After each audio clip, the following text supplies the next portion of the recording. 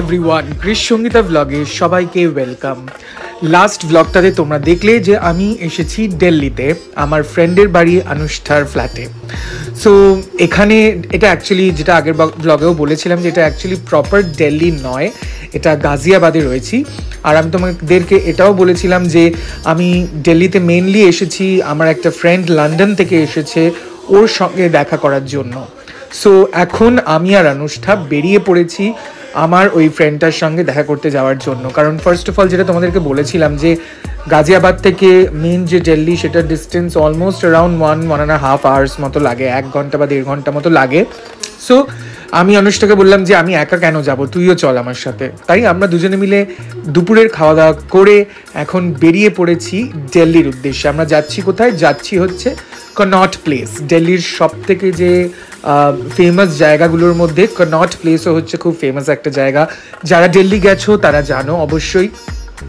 So সেখানেই এখন আমরা দেখা করতে যাচ্ছি। চলে এসেছি মেট্রো স্টেশনে। আমরা ডিসাইড করলাম যে মেট্রোতে করেই যাব। তাই ওদের ফ্ল্যাট থেকে, অনুষ্ঠাদের ফ্ল্যাট থেকে আমরা একটা উবার বুক করে চলে এসেছিলাম মেট্রো স্টেশন। আর মেট্রো স্টেশন থেকে এবার আমরা নেব মেট্রো। তো তোমাদেরকে আগের ব্লগটাতেও যেটা বলেছিলাম, দিল্লির মেট্রো হচ্ছে বিশাল কমপ্লিকেটেড, অ্যাটলিস্ট আমার কাছে খুব কমপ্লিকেটেড ছিল। উঠে পড়েছি এখন আমরা মেট্রোতে, দেখতেই পারছো। তো এটা ছিল রেড লাইন। রেড লাইন থেকে আমাদের চেঞ্জ করতে হতো ইয়েলো লাইন, আবার ইয়েলো লাইন থেকে চেঞ্জ করতে হতো আমাদের আরেকটা অন্য কালারের লাইনে।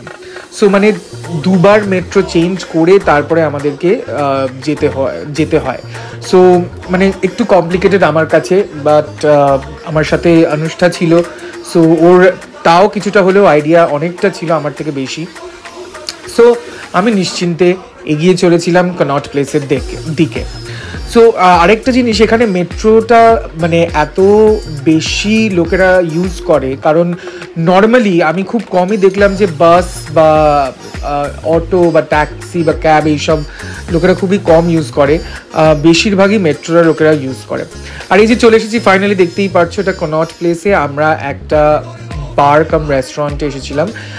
ইটস অলমোস্ট লাইক আ পাব, যেখানে আমরা এসেছিলাম আমার ফ্রেন্ডদের সঙ্গে দেখা করতে যে লন্ডন থেকে এসেছে। আমি ওকে দেখাচ্ছি না বিকজ অনেকেই কমফোর্টেবল হয় না, তোমরা জানো, যে ভিডিওর সামনে আসতে।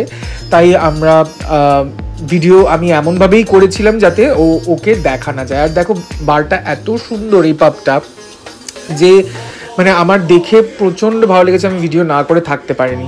এখানে বেরোবার সময় আমি কিছুটা ভিডিও করেছি, এই জায়গাটা এত সুন্দর ছিল, আর তার সাথে আমরা ছবিও তুলেছি। আর এই যে কনট প্লেস, এটা হচ্ছে অলরেডি তখন সন্ধ্যে 7:30 মতো মনে হয় প্রায় বেজে গিয়েছে, যে কারণে আমাদের এবার ফিরতে হতো, কারণ অনেকটা দূর আবার আমাদেরকে যেতে হবে। তাই কনট প্লেসকে টাটা বাই বাই বলে এবার আমরা ঢুকে যাচ্ছি আবার মেট্রো স্টেশনে। কনট প্লেসের যে মেট্রো স্টেশনটা থেকে, যেখান থেকে আমাদেরকে মেট্রো ধরতে হবে, সেই মেট্রো স্টেশনটার নাম রাজীব চক মেট্রো স্টেশন। লাস্ট ব্লগটা যারা দেখেছো তারা জানো যে আমি দেখিয়েছিলাম রাজীব চক মেট্রো স্টেশন ভায়া হয়ে আসবার সময় আমার হোয়াইট শুটার কি অবস্থা হয়েছিল, এত ভিড় থাকে। ফাইনালি মেট্রোতে করে চলে এসেছি আমরা আবার গাজিয়াবাদে। এখানে আমরা বসে রয়েছি অটোতে। অটোর পেছন দিকে বসতে হয়েছে, এটা একটা অদ্ভুত ধরনের অটো। আমি উবার বা কোনো কিছু বুক করিনি, তার কারণ আমার ইচ্ছে ছিল এই অটোটার একটা এক্সপিরিয়েন্স নেব গাজিয়াবাদে এসে, ফার্স্ট টাইম এরকম একটা এক্সপিরিয়েন্স।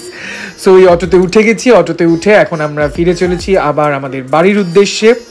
ব্যাস এইটুকুই ছিল এই ব্লগটা, বেশি কিছু আর দেখাচ্ছি না এই ব্লগে।